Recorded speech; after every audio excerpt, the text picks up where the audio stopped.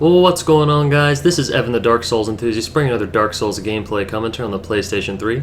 This is going to be another installment of my gameplay commentary series for a New Game Plus playthrough, probably my last live playthrough, well, not even live, probably my last complete playthrough of the Dark Souls gameplay series. I've been through this game numerous times now, I'm looking to wrap it up with this playthrough. I'd like to start this commentary with some quick shoutouts. I'd like to give my usual shout out to Flesh Mechanic. He does a lot for the channel and a really cool guy. He's been sort of involved with this channel since its conception. He now has his own YouTube channel. You'll see the links in pretty much all my videos unless I forget on one or two of them. So, you know, props to him for everything he's done for this channel, providing the intro, providing the background wallpaper, which I'll probably eventually change, but definitely keeping that intro probably forever. So, thanks to him for that. You know, he's pretty much any sort of the graphical stuff on this channel he's behind helping me with. So I hope this channel continues to grow. I think he's up to like 15 subscribers at the time of this video, and I hope they pick up a little bit, you know, because I know he wants to have a bigger channel, so hopefully that'll come to fruition. A couple other things, I'd like to give shout outs to all the seniors who are attending Wilmington College who graduated, or I guess any of my subscribers who have recently graduated from college as well. Most of the schools on semesters have had commencement, and I hope everyone's having a good summer. I'll try to put out more gameplay content over the summer because I'll have more time to make it. Not to say I have a lot of time. I actually work still during the summer, and I still take classes. I just take less classes. So while I'd like to have a completely free, do-nothing summer, I unfortunately really won't have the privilege. So taking 8 credit hours this summer and still working at the college and working at the weekend job. So keeping busy. I'm sure everyone's probably about there this summer. The graduates are probably desperately trying to find jobs or, you know, getting ready for graduate school, and then the people that are still in college are, well, they might be living it easy, but they're probably taking a summer to try to make a little money at work. So anyone who's just doing nothing this summer, you might want to grab a job or something. It's always nice to work in the summer, I think. Pick up some extra money. But to each his own. I know some people work really hard during the year and they're just desperate for some time off, so they take a break during the summer, and if that's what you need to renew yourself, you know, take it. I'm a firm believer that one of the best skills to have in life is knowing what you yourself need, and so if someone's convinced they know what they need to follow those inclinations. Another quick thing, a lot of people, well, not a lot, but I've gotten 4 or 5 messages, which is a lot for me, private messages asking me, where's your intro from? I know this part's from this, or this part's from this. I don't really want to answer that. The YouTube intro is a combination of various things. The emblem that appears is actually based on the Celestial Being emblem from Gundam 00, but it was made on Call of Duty Black Ops on the emblem editor, so I kind of made my own version. But the video playback and the intro that plays behind it, that's from another anime, but I'm not really looking to reveal which. I will sort of, anyone who knows can put it in the comments, or you guys can find it on comments on old videos or on old videos, period. It's been talked about before, and I guess I just kind of like the idea of having sort of anyone who's really interested to do a quest to find out what that's from. But it is all from anime. I just wanted to say the emblem was made on the Black Ops emblem editor. Other cool things, you saw the Prototype 2 single upload. That will be my only Prototype 2 upload. That was just, I enjoyed that last boss fight with the music, Murder Your Maker, so I decided I wanted to include it on the channel, and I did. But no, there won't be a Prototype 2 playthrough or a Let's Play, live or otherwise. And that's probably about it. Of course, I'll be silent for the boss fight, and I know some people were saying they'd like me to share my boss fight strategies, but that's not something I'm about. I think fighting the bosses your own way is part of the charm of the game, and you can see my strategy just by watching me conduct the boss fight. So I'll be silent for all the boss fights, as is my tradition. So if that's not really what you're looking for, there's probably about 1,000 boss fight strategy videos already posted on YouTube, and I'm also not going to summon any phantoms on the New Game Plus commentary. Alright guys, I'll be back right after the boss fight.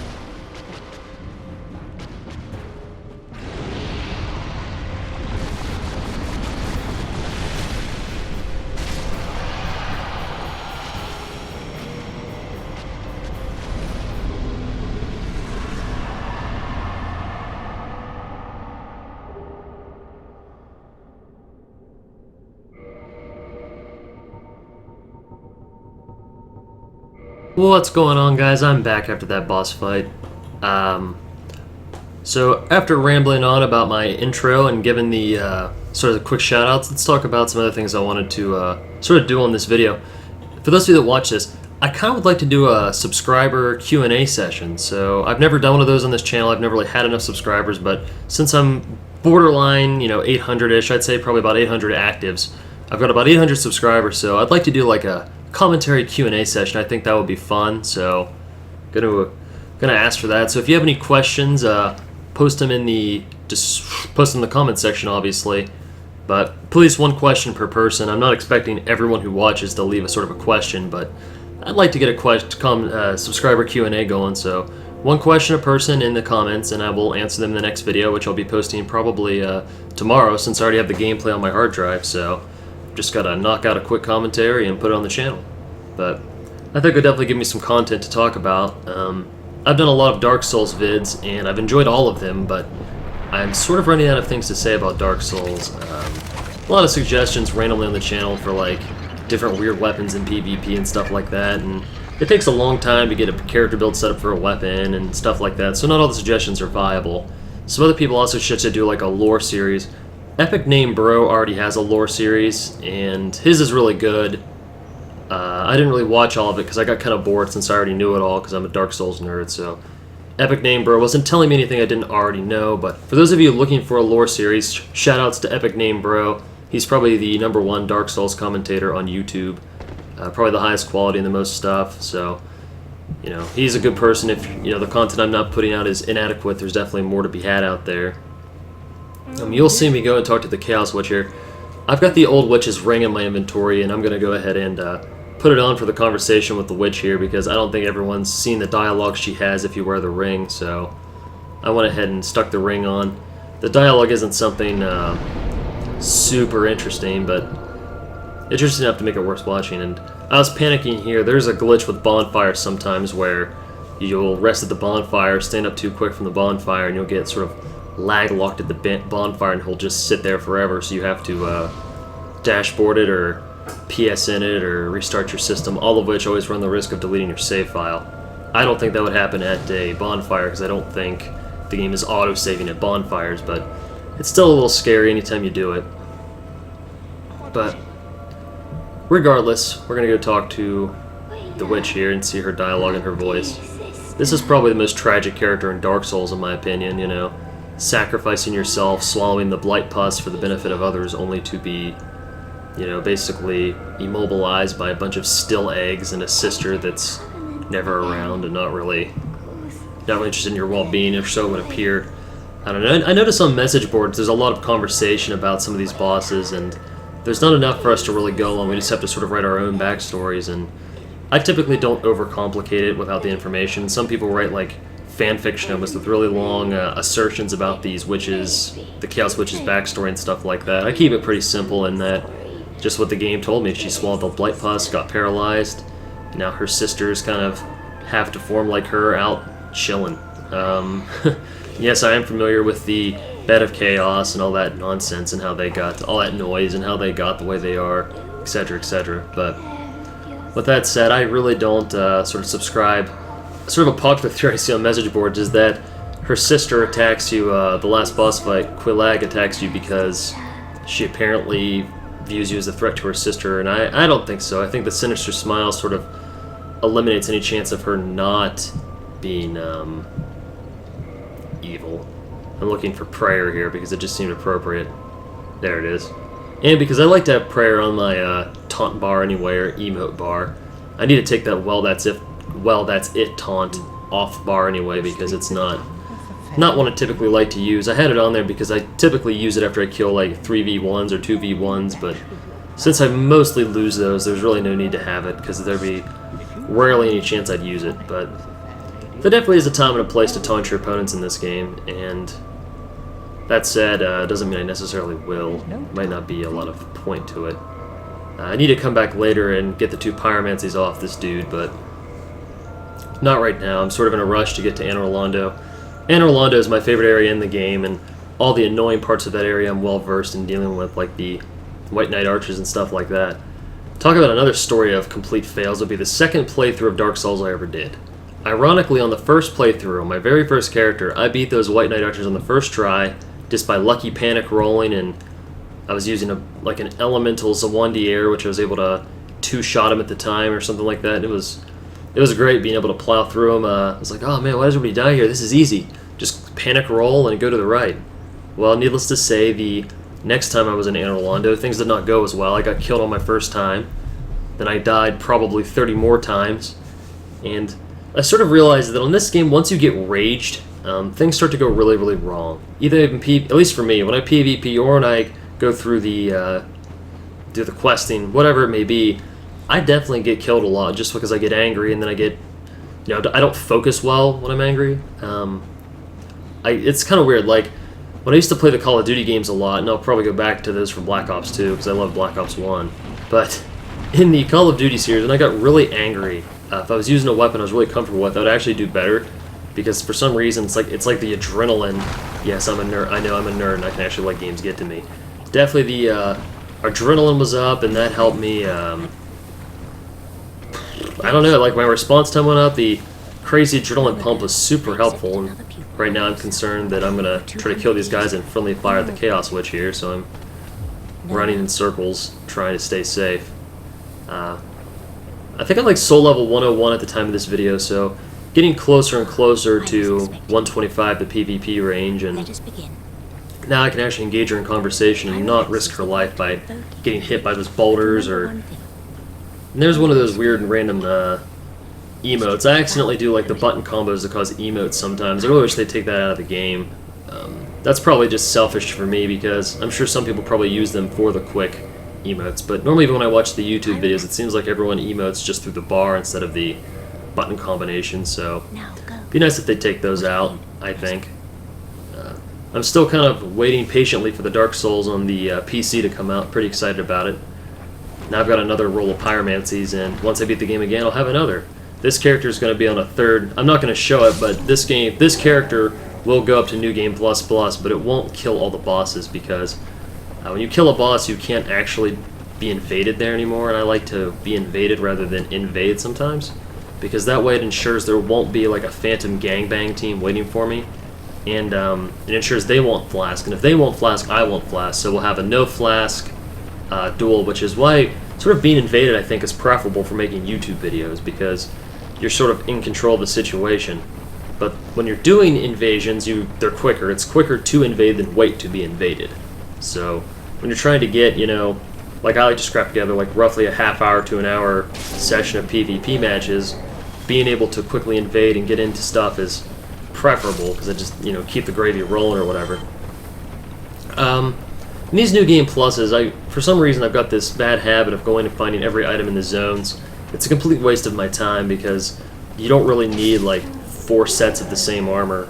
Considering I don't upgrade all my armor into different types, nor would there be any reason to, because you're pretty much going to plus 15 on your stuff, and the only thing you can really take like another upgrade path to is on shields and things like that. And I only plus 15 my shields. I don't make like bizarre shields, so there's really no point in getting like certain weapons I do want multiple stacks of. Like anything unique, I like to get the second stack of, like the katanas, the rare katanas, anything that you can only find like out, anything that's not a drop off an enemy, like anything you actually just have to find.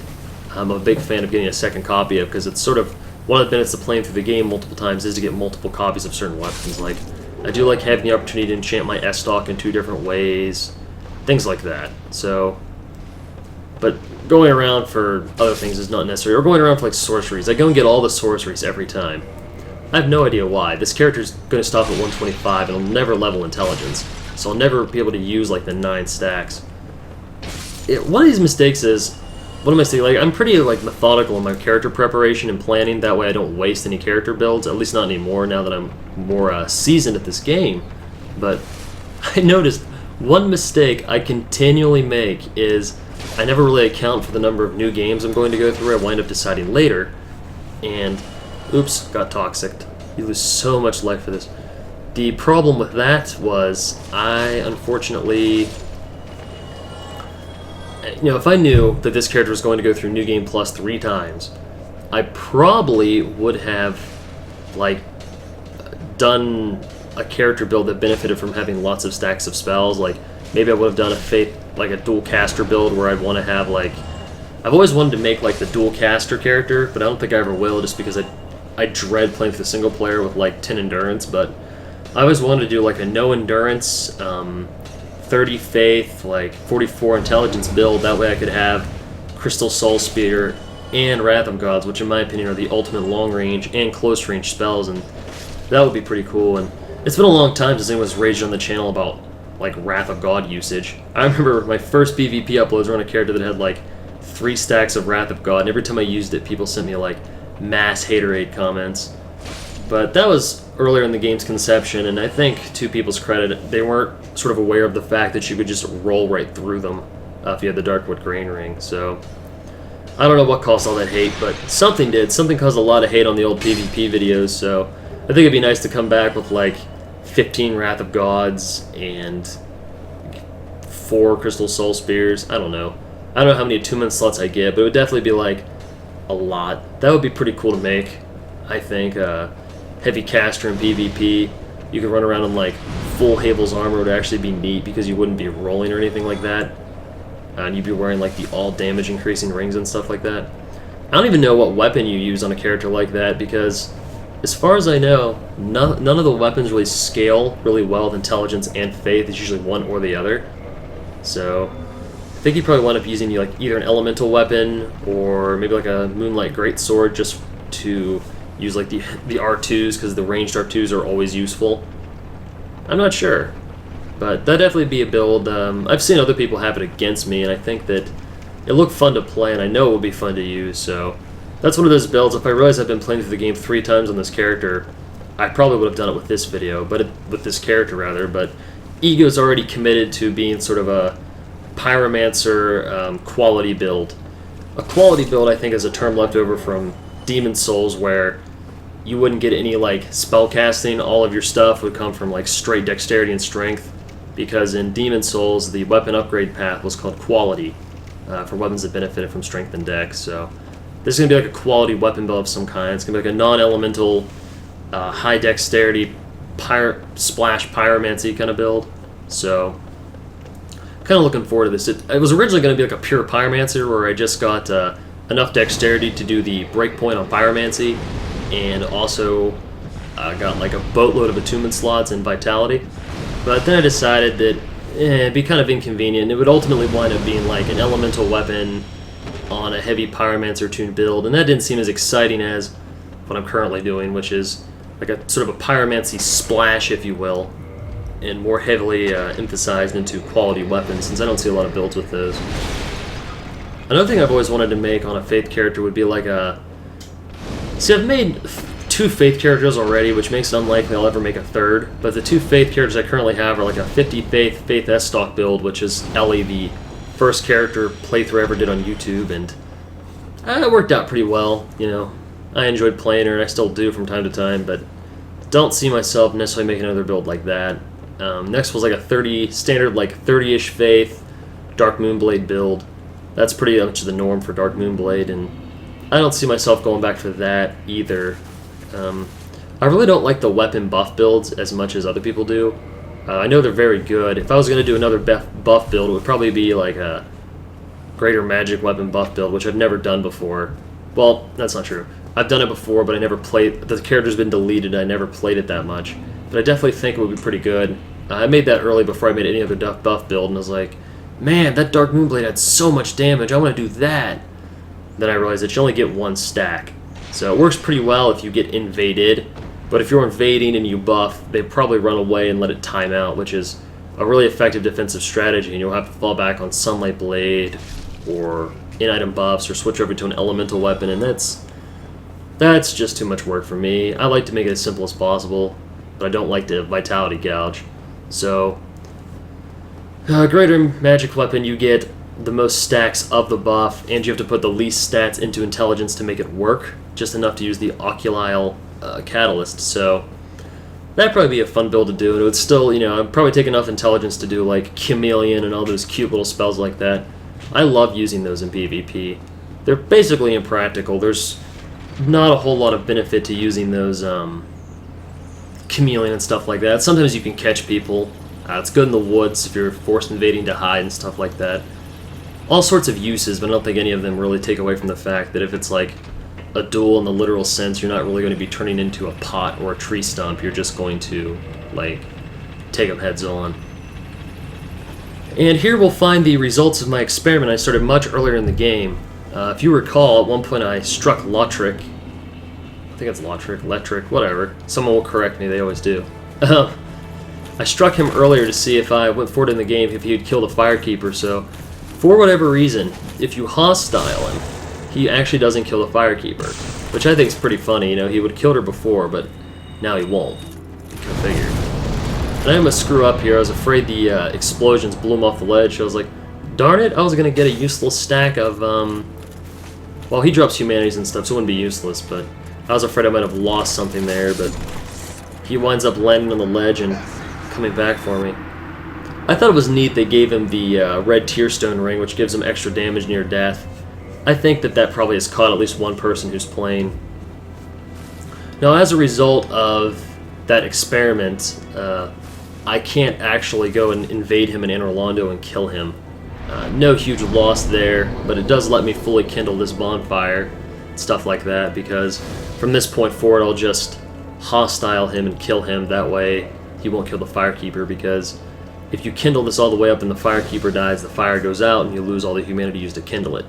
And I really don't need multiple stacks of his armor or multiple stacks of the Ring of Favor and Protection, which you can get anyway just by killing him earlier, so there's really nothing from him I particularly need. But now that this guy's back, I can buy additional copies of Pyromancy. Spells will probably never equip because all the greater Pyromancy's better, but there's no reason not to buy it because souls are an unlimited resource, and I usually have more souls than I know what to do with besides leveling, and once I get to 125, then I just stockpile souls forever. Oh, just since I'm on the topic of souls, I can't figure out why people keep asking me if I'm like soul duping. Obviously not. If I was soul duping, I'd have like 9999 souls across the thing. I'm not soul duping. It's just if you PvP in New Game Plus, against people that are 125, they drop a significant number of souls, and you have nothing to spend those souls on aside from repairs and arrows for your Evelyn. So they just stockpile. No, I'm not soul duping. If anyone was wondering, that's not happening. No worries. Not that kind of player. To my knowledge, I do not exploit any glitches. I could be wrong, but I really don't think I do. I see. And the reason I don't reveal the Pyromancy to my buddy there is because if you reveal the Pyromancy, he will go and get himself killed. Because he goes in pursuit of he goes down to Blighttown in pursuit of your Pyromancy, and obviously doesn't work out very well for him. Give him a quick love tap there so he'll stand up and I can start absorbing humanity from him. This is always a process and tedium. Pretty much all of the NPCs in the game, nearly all of them, you'll wind up soul-sucking with this for free humanity ad nauseum. They don't carry unlimited stacks, different people carry a different number. I think the highest on an NPC is like 12 on the Priestess. But there's really no reason not to soul drain them. It doesn't even kill them. They won't hostile you. The only thing you have to be careful of is that you don't do a significant amount of damage to make them stand up, at which point they will hostile you. But no worries of that here. One little punch to make them stand up, and eventually I'll probably wind up executing everyone in Firelink Shrine anyway before New Game Plus because I'm a jerk and I want all the items they drop. That's sort of standard affairs before New Game Plus. Soul drain all the NPCs, then kill all the NPCs for their drops. Buy all the spells, grab all the one-of-a-kind items, then go to New Game Plus. Forge any weapons you want to have available right away for New Game Plus. Just stuff like that. Dump all the items you don't want in the bottomless box. But that's more of a constant upkeep thing. But in any case, that's another gameplay commentary. I know this one is probably a little slower than most of the other ones I've done. I'm not excusing it so much as I got up at 5 a.m. to throw this out there before class today, and I accomplished my goal, so I'm going to upload it, and I'd like to thank everyone for watching. Remember, question and answers. That was the big point of this video. If you're interested, ask me a question, and I'll try to respond in the next video in the next couple of days. Alright guys, thanks for watching, and as always, I appreciate your time. You'll see me dumping points in dexterity here. Oh, and at the request of users, I'll start posting my character builds in my PvP videos. Alright guys, been a good time, and hope to see you next time.